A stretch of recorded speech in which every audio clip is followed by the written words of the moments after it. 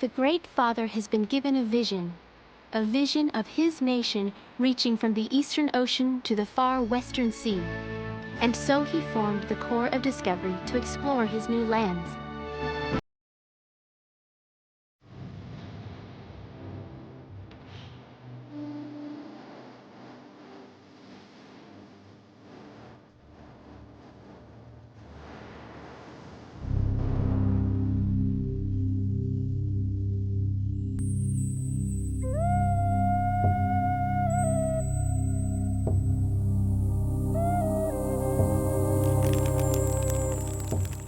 My nation is the Shoshone. When I was 12 years old, my people set up a hunting camp near the Snake River. When a raiding party of our enemies, the Hidatsas, attacked our camp. Our warriors fought bravely, but their only weapons were their bows and arrows. The Hidatsas had rifles. While my brothers were dying in battle, I was fleeing as a deer flees the hunter.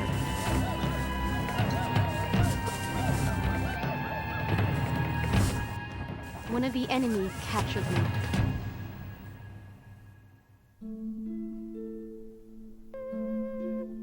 The Hidatsa took me as a captive, far, far from my people and homeland, to the place of 5 villages where 2 rivers meet.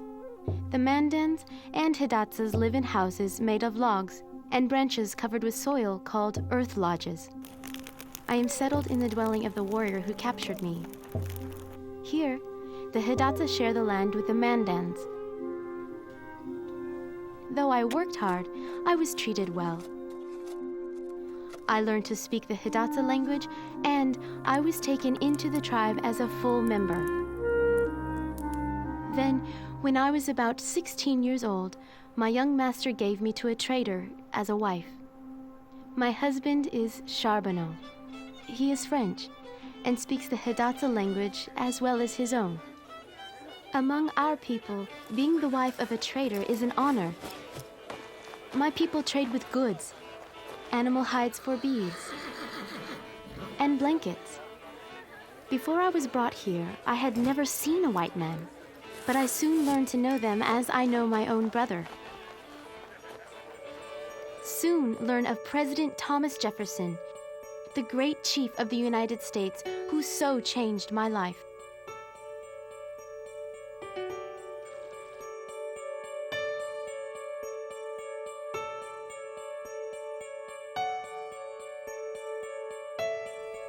President Jefferson had purchased all the lands between the Father of Waters and the Shining Mountains, where lives my own tribe, the Shoshone. So much new land so suddenly. Though my people have dwelt here for thousands of years, to President Jefferson and his Americans, these lands are a mystery. So President Jefferson gathered a party of soldiers, not to make war, but to explore these lands. Instead of war party, it is called a Corps of Discovery. The Corps of Discovery was ordered to find a waterway from the Eastern Ocean to the far Western Sea, a Northwest Passage. As in many tribes of my people, the Corps of Discovery has more than one chief. Captain Lewis, whom my people come to call Chief Longknife, spends much time making marks on what they call paper. This is writing, and I cannot read it. As writing, my people paint pictures that anyone can understand on animal skins. This is one way we keep our histories and tell our stories. Captain Lewis's dog is almost as big as a buffalo calf. I am told that one of our people offered 3 beaver furs for him, a good price, but Captain Lewis would not sell him. Captain Lewis shares his duties with his friend, Captain Clark, who makes maps.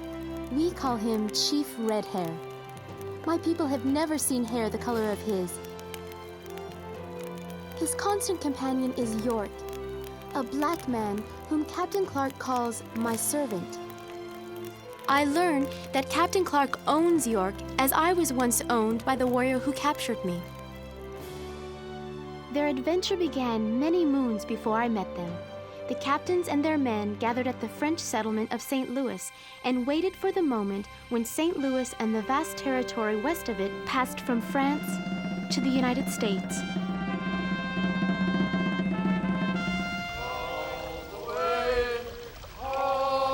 Then they set out, 40 men in a great canoe they called a keelboat, and 2 large dugout canoes. They sailed westward against the current on the great river named after the Missouri Nation. Near the end of each day, they went ashore and hunted for their supper. They were expected always to behave like soldiers. Everything in this unexplored wilderness was of interest to the captains. They filled notebooks with their discoveries. Sometimes they drew pictures, all for President Jefferson. Birds, from the biggest to the smallest. Frogs and fish. Animals, some unknown to them. Thunderous herds of buffalo.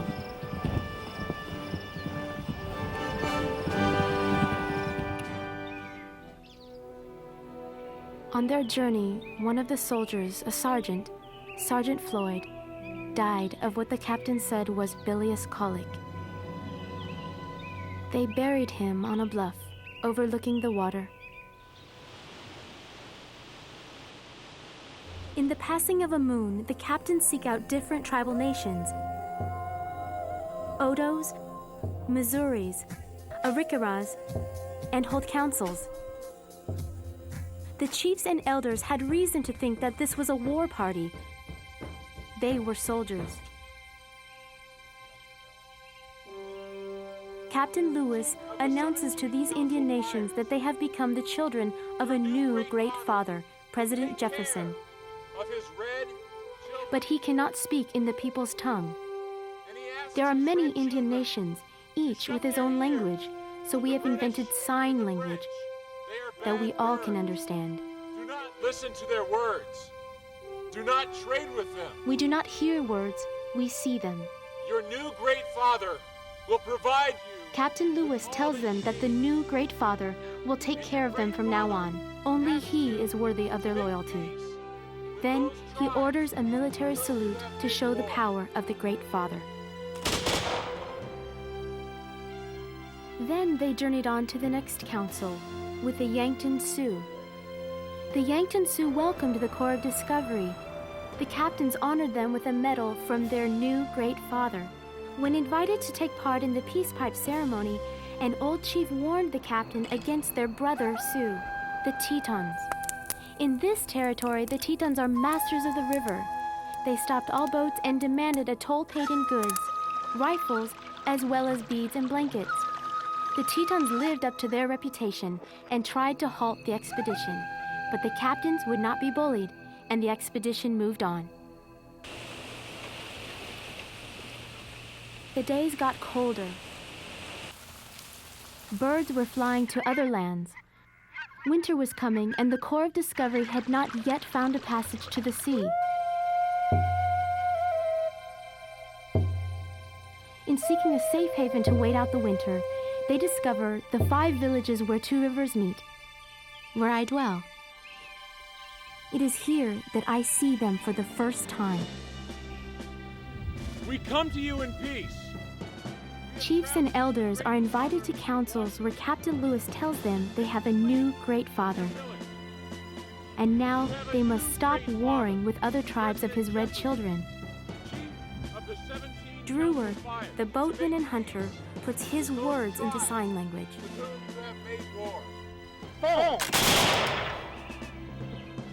Now the captains honor one of our chiefs with a medal, which he is to wear proudly.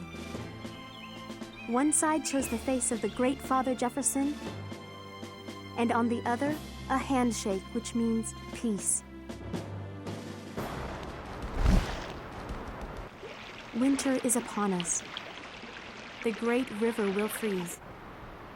The captains know they will not be able to travel on the river until the ice melts. The men build a strong village of logs, which they call Fort Mandan. after the Mandan Nation. Here, they will tend their winter fires until spring, writing their journals and making maps and pictures of their discoveries to send back to the Great Father.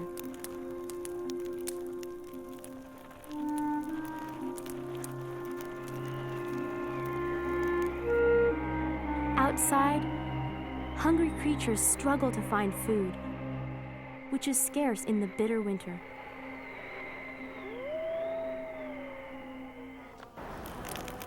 My people are happy when the Corps of Discovery builds a forge where they repair rifles for the Mandans and the Hidatsas.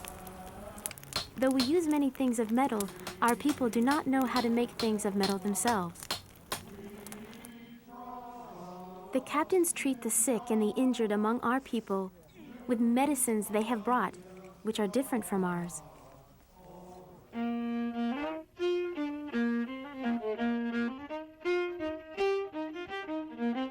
In the long winter nights, Cruzat, a boatman, cheers us by making lively sounds on something they call a fiddle. Then we beat our drums and our men dance.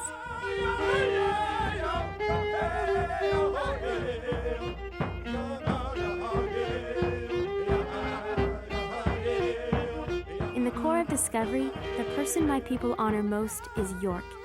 My people call him the unpainted man with black skin.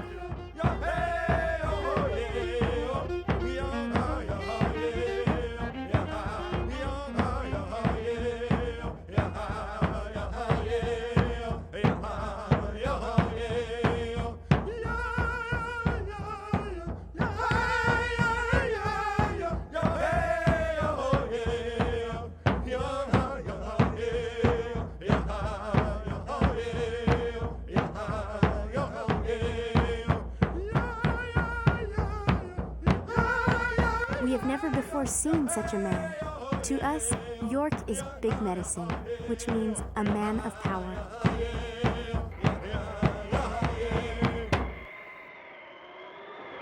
It is a cold winter, 45 degrees below zero, the captains say. They use the time for gathering information about what lies ahead when the ice melts and they can leave. With the help of my husband Charbonneau, who speaks Hidatsa, they learned that they will come to the shining mountains and must have horses to cross them. Where can we get horses is translated from English to French to the Hidatsa language. Now, they learned that they must trade for horses with the Shoshone. Shoshone, the tribe that I was stolen from. My wife is a Shoshone, says Charbonneau. Full-blooded, she can trade for horses in the Shoshone language. My husband is hired as a boatman for the journey ahead, and I am to go with him. The captains invite us to move into the fort, for I am soon to have a baby.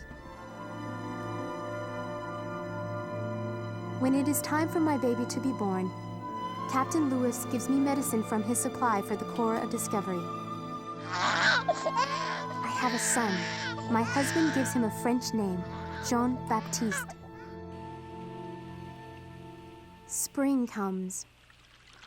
The river ice begins melting. Again, the earth becomes warm and good. Now, the Corps of Discovery can continue its search for the Northwest Passage. Based on what they learned through a winter of questioning, Captain Clark has made a map of what lies ahead. A great waterfall, the shining mountains for which they'll need horses to cross. The captains send the keelboat loaded with their discoveries back to the Great Father. They are preparing to leave, but they will never get horses without a Shoshone to trade for them. I am pleased that the captains are not leaving without us, but I must not slow them down. For them, this will be a journey into the unknown. For me, it will be a homecoming.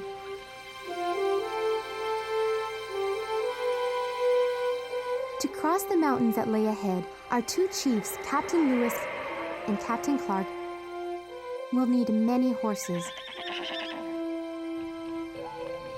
Only by trading with the Shoshones will they get those horses. They badly needed someone who speaks Shoshone to trade for them. They found me. Until I was captured by the Hidatsas, I had never seen a white man like Captain Clark, or a black man like York. Now, I am the only woman among 30 such men, a mother whose baby is not yet 2 months old.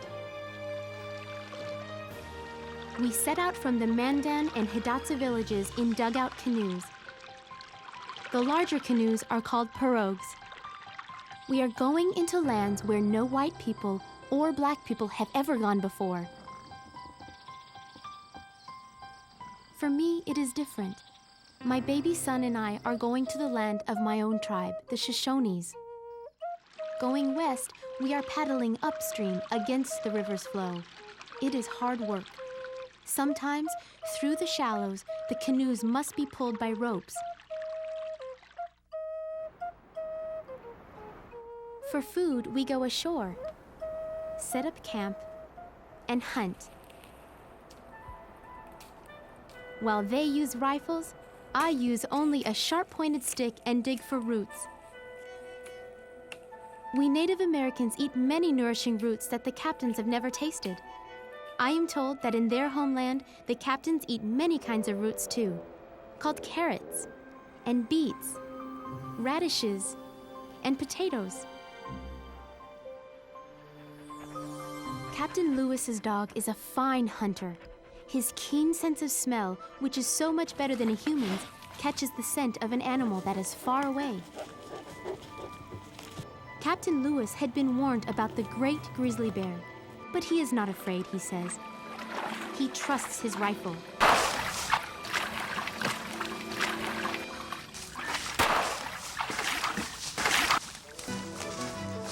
Captain Lewis soon learns to fear this monster bear, as my people fear it. It is a fine spring day. My baby and I are in one of the big canoes, a pirogue carrying packs of the captain's books and discoveries. The sun suddenly hides. The wind is angry.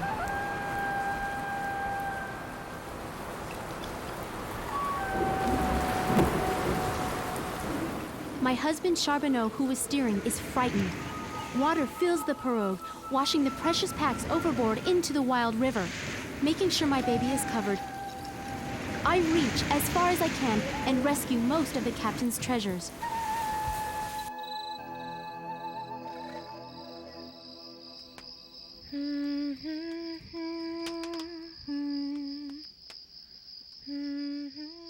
Though my husband Charbonneau has lost the little respect he had as a boatman, he wins it back as a cook.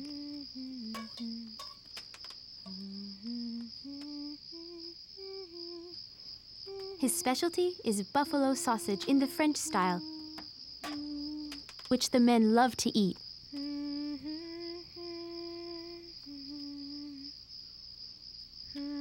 Tonight, Charbonneau is eager to please.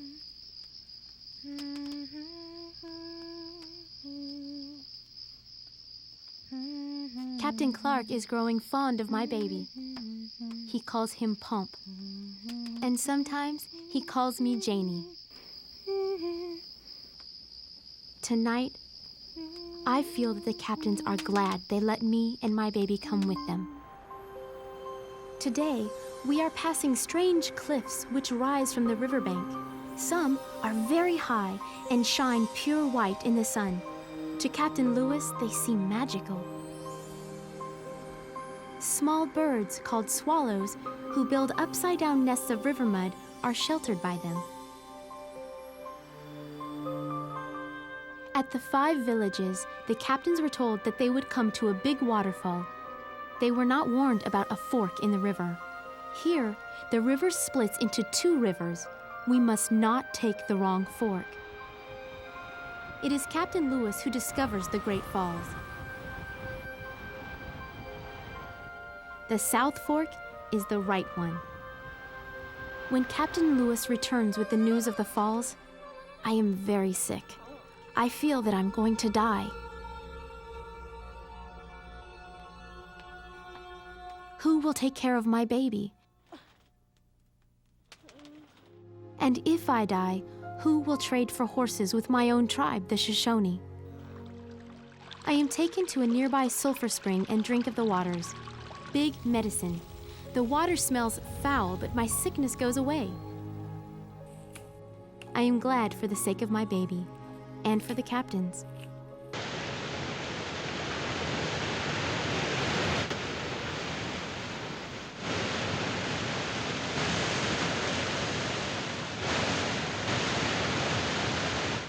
To get by the waterfall, we must portage. The men build carts for hauling the boats and baggages over the land. The work is very hard. Men faint. Their moccasins are torn. Their feet are bleeding from sharp-needled cactus. Now we are coming into a country that is not strange to me. Country where I grew up. The captains are watching sharply for my people, the Shoshone.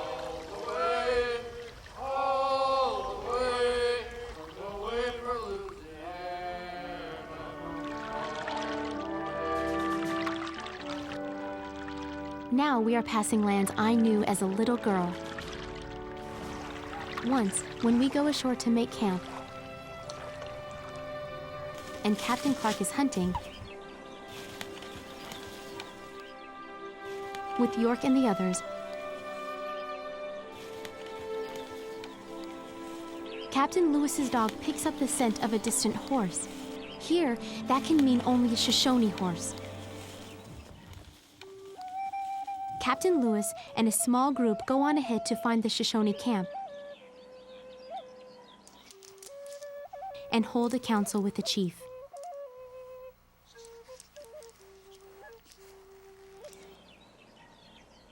I stay with Captain Clark, who is so fond of my little son. Still, we can speak to each other only in sign language. Captain Clark's group arrives after Captain Lewis, who is holding council, though he cannot speak Shoshone. The closest Shoshone word for white man is stranger, and to be a stranger is to be an enemy.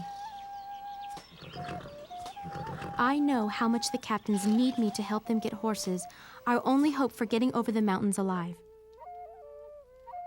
After Captain Lewis tells them in sign language that more soldiers are coming, the Shoshone becomes suspicious of him. I am much needed.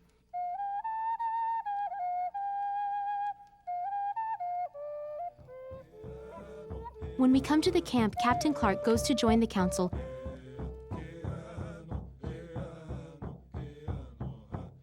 But the Shoshone fear that this stranger comes to make war. Then I am asked to join the council as the captain's Shoshone speaker.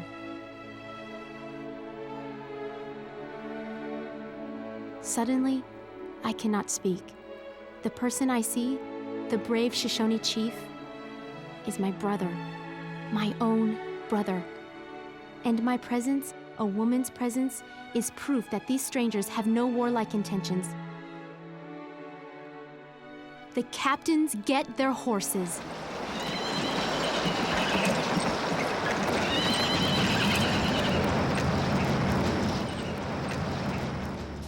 Horses in trade for rifles. Now the Shoshone can defend themselves against their enemies. It is time for the captains to depart.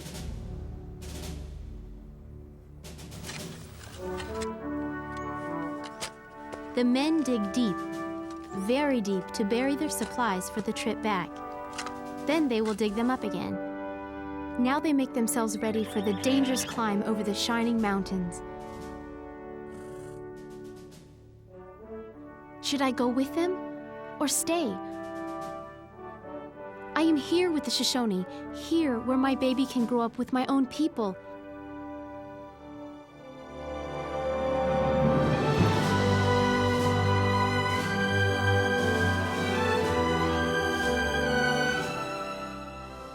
Yet, as the Corps of Discovery prepares to leave, my heart may be telling me something else. My heart may be saying, I am needed.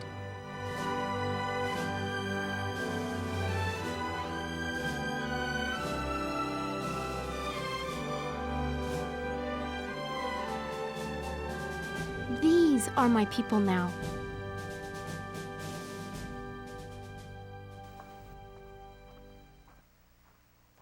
Our journey to the shining mountains takes many days.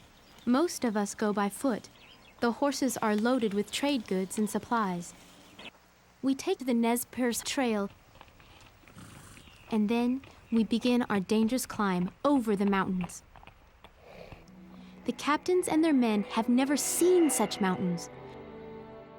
When Captain Lewis climbs the first mountain we must cross, he sees no river as he had hoped, no river which will take him swiftly to the sea. All he sees are more mountains. He had dreamed of a Northwest Passage, but there is no Northwest Passage.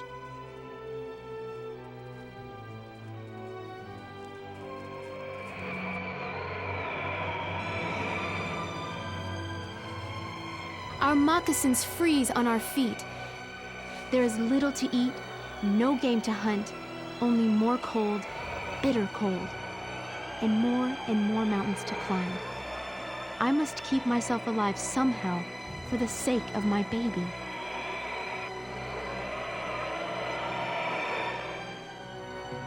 After crossing many mountains, we come to a valley, and there, a village of the powerful Nez Perce Nation.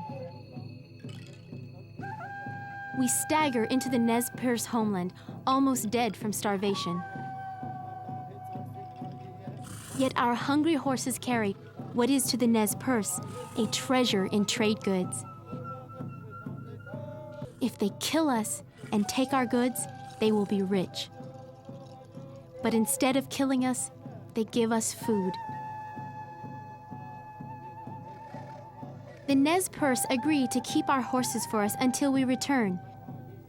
For the captains, the chief draws a map on the earth of the journey ahead of them, and the men are hard at work making new dugout canoes. We paddle our new canoes downstream now on a new river which will take us to the mighty Columbia River. We hope soon to reach the sea. There is plenty to eat now. Along the way, we trade for food with people of different tribes. They feast on camas, a root that the captains say looks like an onion. Camas roots grow blue flowers, and they feast on fish. A fish with red flesh the captains call salmon.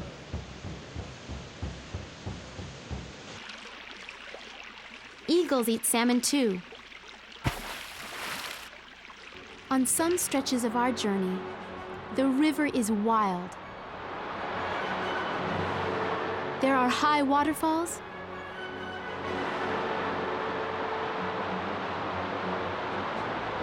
and a gorge. Now, the air is different. It smells of salt. As Captain Clark says, "Ocean in view, oh the joy." We have reached it at last, the great Western Sea, the Pacific.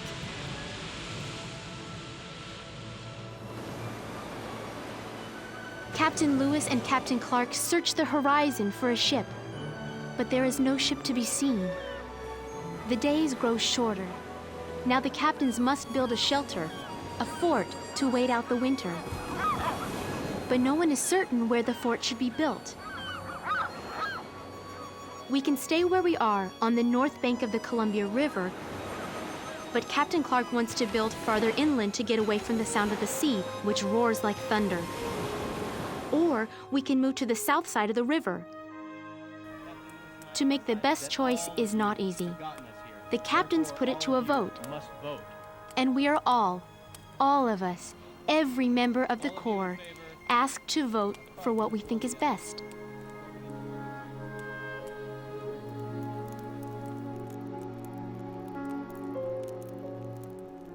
Driard, my husband Charbonneau, and York, who is Captain Clark's servant, and I too am asked to vote.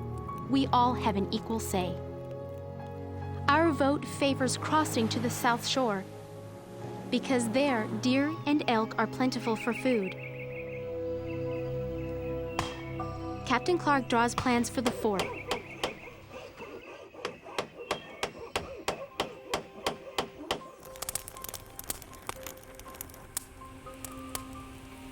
And by Christmas, which my people call Big Medicine Day, we have a roof over our heads. It is named Fort Clatsop after a neighboring tribe.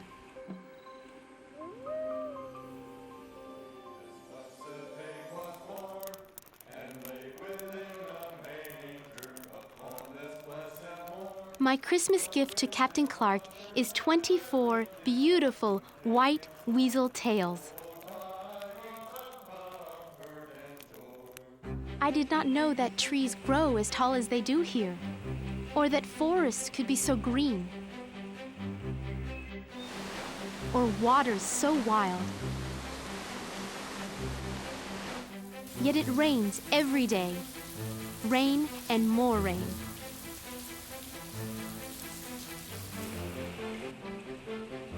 Time goes slowly.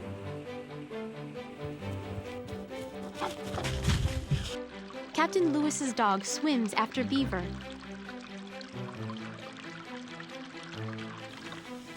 And some of the men stalk elk. There are many elk.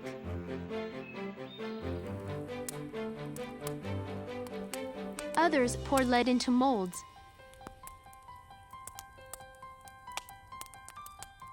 Ammunition for their flintlock rifles.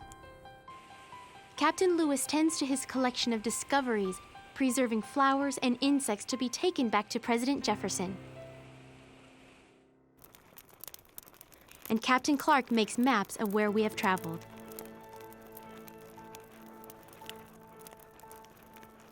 The dampness rots the rawhide that our clothes are made of.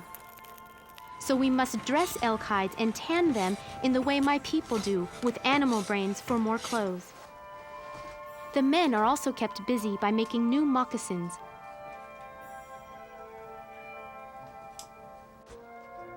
Moccasins are always wearing out. Hunting is good, so there is plenty of meat, plenty to eat. But with so much dampness, we must salt the meat or it will spoil.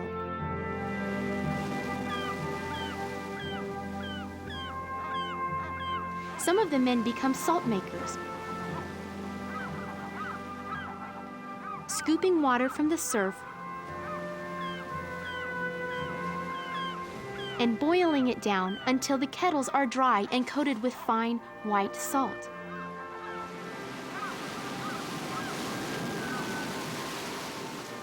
While Captain Lewis searches for a trading ship to take his collection of discoveries to the Great Father in Washington, Captain Clark brings medicine to the sick people in villages. He is soon called the healer by my people.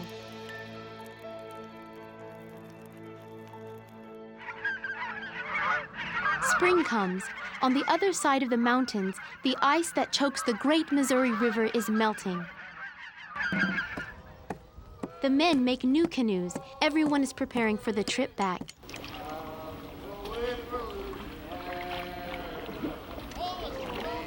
All of us are glad to leave Fort Clatsop. At the end of April, we stay with the Walula, who are honest and friendly people. Here, we stock up on food for the journey, and then we are on our way. The hardest and most dangerous part of our journey looms before us, crossing the mountains. We arrive at the village of our friends, the Nez Perce. The chief returns the horses that we had left with him for safekeeping. It is only with the Nez Perce guides leading us that we are able to cross the mountains.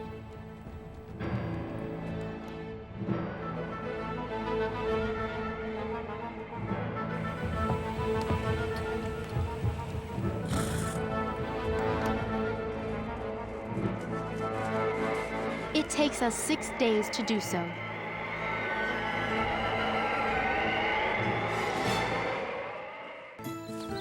There is great danger in traveling in small groups, yet we split into 2 parties. This way, the captains can explore more new territory. I and my baby go with Captain Clark.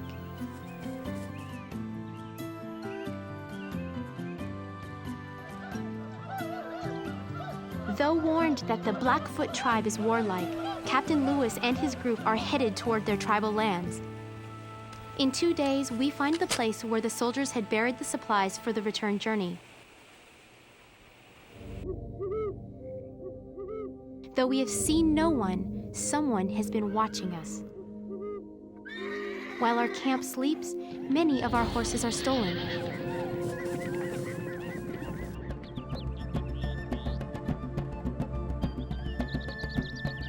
Captain Clark is searching for a new route to the Yellowstone River.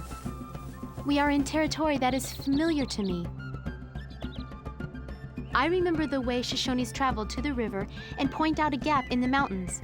Captain Clark takes my advice. He is grateful. We take my shortcut to the river. While paddling homeward, we discover a high sandstone formation with pictures carved onto it by the ancient ones. Captain Clark signals, "Stop." He cannot resist carving his own name, William Clark, July 1806. While we are floating down the Yellowstone River to the Missouri, Captain Lewis is exploring a region where the Blackfoot people live. They are called Blackfoot because of the dark moccasins they wear. Their warriors are fierce. By the second week in August, the two groups meet, Captain Clark's and Captain Lewis's. We are reunited and in 2 days are home at the 5 villages of the Mandans and Hidatsas. This is where my son was born. This is where my husband Charbonneau and I must say farewell to the Corps of Discovery. Charbonneau is paid $500 and 33 1/3 cents for his services. I am paid nothing. But Captain Clark offers to rear Pump, my son, and promises to give him a good education. When he is 4, then I will bring him to Captain Clark. The Corps of Discovery continues on to the settlement called St. Louis, where the people are overjoyed to learn that they had not died or been hopelessly lost. Everyone turns out to see them. And it is from St. Louis that the captains can write to President Jefferson in Washington. In obedience to your orders, we have penetrated the continent of North America to the Pacific Ocean.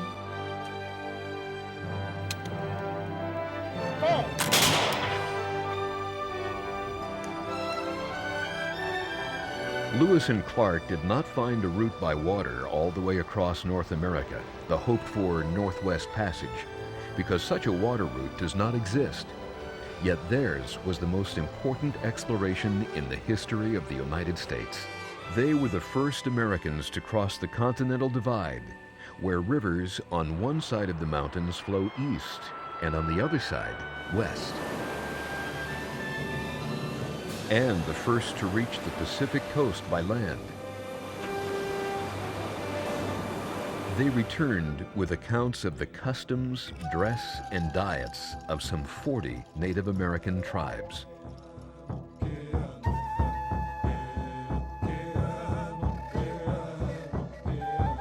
They brought back records on 178 plants and 122 animals, reptiles, birds, and fish, all unknown to the scientists of their time. The pronghorn antelope, which they described as having horns and feet like a goat and legs like a deer. Prairie dogs, which they called barking squirrels. They captured one and sent it back alive to President Jefferson. The gray wolf. The wily coyote. The pelican. Bighorn sheep.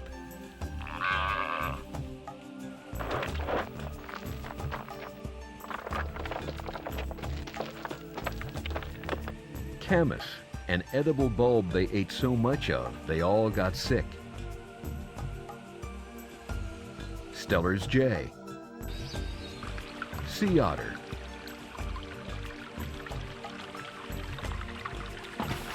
the hated prickly pear cactus that tore their moccasins to shreds and made holes in their feet,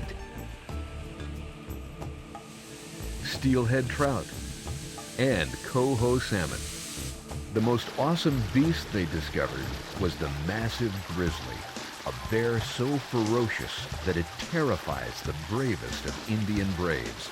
It fears neither gun nor arrows, but there are some things that cannot be measured by science. When the captains asked everyone to vote on where to build Fort Clatsop, it was the first time on the North American continent that the vote was given to a woman and an African American. Indeed, when Pomp was 4 years old, his mother did bring him to Captain, now Brigadier General Clark, to be educated in St. Louis. Brigadier General William Clark was appointed Superintendent of Indian Affairs. He later became governor of the Missouri Territory. Eventually, Clark granted York his liberty and gave him a horse and wagon to begin his own hauling business. Meriwether Lewis was appointed governor of the Louisiana Territory by President Jefferson. Captain Lewis's dog remained faithful throughout his master's lifetime.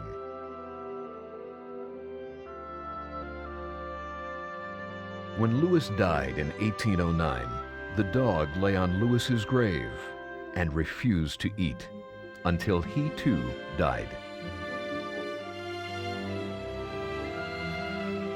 After giving birth to a daughter, Lisette, it is believed that Charbonneau's Shoshone wife died.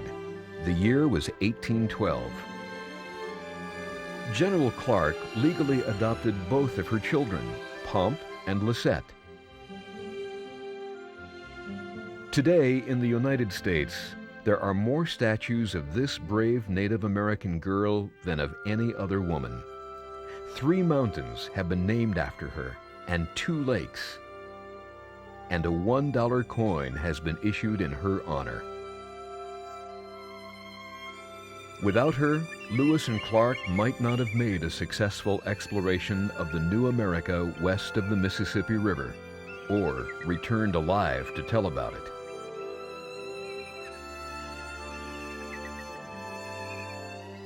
May we walk in the white light of morning.